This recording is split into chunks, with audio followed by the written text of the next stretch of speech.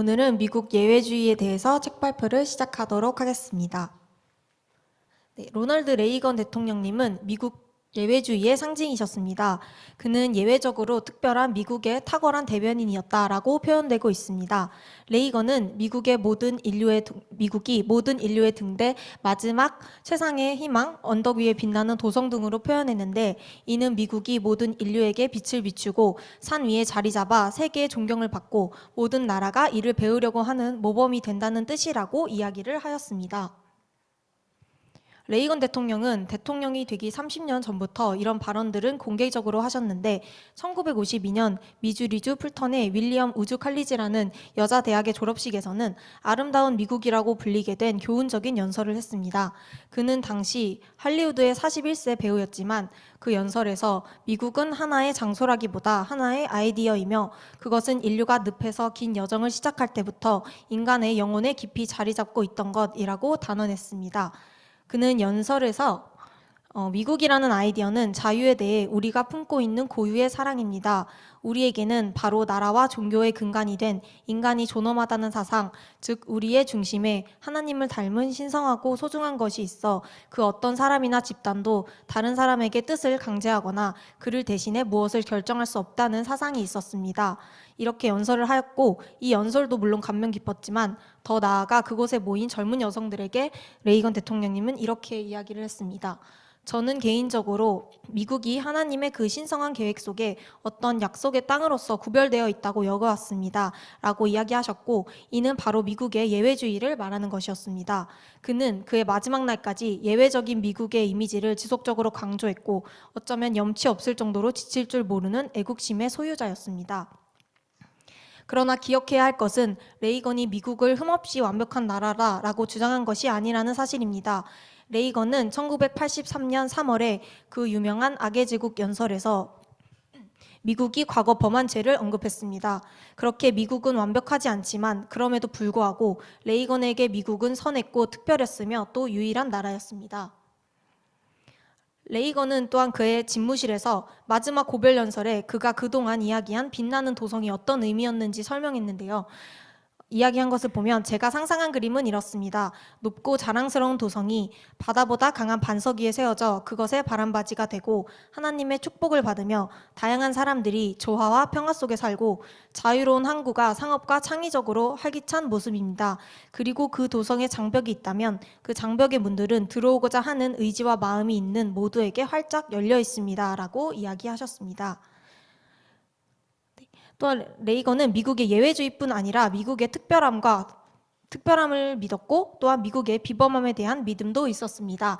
레이건은 스스로의 인생의 성취를 통해 이 미국인의 놀라운 역량 또한 특별함을 증명해냈습니다. 보시는 것처럼 레이건은 이러한 삶을 거쳐왔고 1954년부터 모두가 선망하던 제너럴 일렉트릭 시어터의 진행자가 되었습니다. 이 방송은 가장 인기 있는 텔레비전 프로그램이 되었고 최고의 할리우드 인재들을 배출했습니다. 하지만 레이건에게 방송 자체보다 깊은 인상을 준 영향력은 카메라 바깥에 있었습니다. 이 방송을 홍보하기 위해서 제너럴 일렉트릭은 쇼의 진행자인 레이건을 전국의 공장을 순회하게 했고, 레이건은 공장들을 순회하면서 경영 간부, 직원들을 만나며 점심 저녁 시간에는 연설을 이어나갔습니다. 이때의 교류 경험은 레이건의 정치적 성장과 일반인들에 대한 존중심을 갖도록 하는 데에 지대한 영향력을 미쳤습니다. 이 기간들을 통해서 레이건은 미국인의 무한한 역량을 체험했고, 미국인은 마음만 먹으면 무엇이든 해낼 수 있다라고 확신했습니다. 그는 이 확신을 캘리포니아주 정부와 백악관까지 가지고 갔습니다. 그는 첫 번째 취임식에서 눈가에 눈물이 맺히고 목이 잠긴 채 우리는 하나님의 도움으로 우리가 직면한 문제들을 해결할 수 있으며 해결해낼 것입니다. 우리가 그렇게 믿지 않을 이유가 무엇입니까? 우리는 미국인입니다. 라고 동료 미국인에게 호소하셨다고 합니다.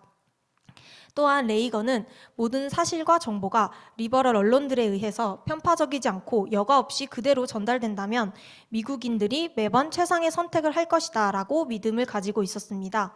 그렇기 때문에 대국민 텔레비전 방송을 통해 그가 직접 연설하여 국민들을 설득시키고자 했고, 그 비결은 편향된 언론을 피해 국민에게 직접 메시지를 전달하는 것이었습니다. 레이건이 집무실에서 그토록 자주 대국민 연설을 했던 배경은 바로 이런 이유였습니다.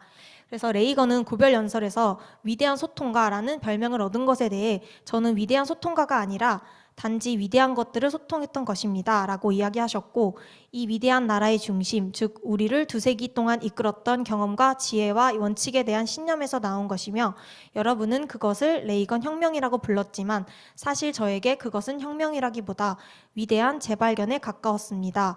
우리의 본래 가치와 상식의 재발견 말입니다 라고 이야기하셨습니다. 이렇게 레이건이 미국 그 자체에 대해 미국인과 소통하는 것은 사실 가정의 역할이기도 했습니다.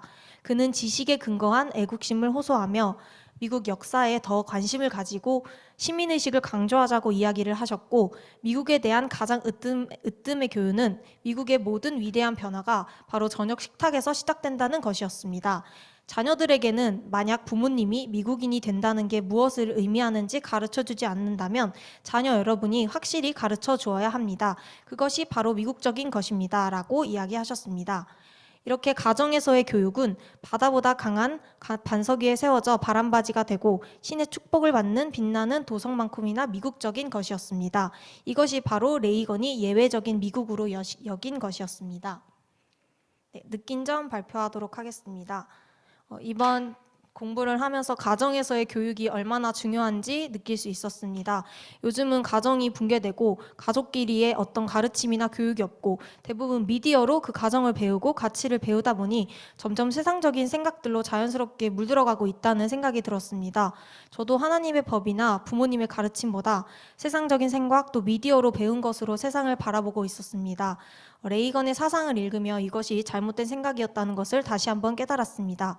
또한 레이건은 미국이 부족함에도 나라를 사랑했고 하나님의 법대로 살아가는 나라를 세우고자 했는데, 저는 우리나라에 대한 불평만 가지고 있었고 하나님이 선교사님들을 보내셔서 우리나라를 변화시킨 그 뜻과 사건을 기억하지 못했습니다.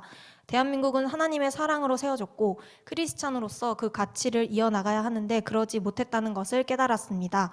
다른 사람에 대한 사랑과 섬김의 태도를 늘 잊지 않고 하나님의 자녀로서 저의 정체성을 잊지 않고 세상 속에서 예외적인 하나님의 사람으로 구별된 자로 살아가도록 하겠습니다. 감사합니다.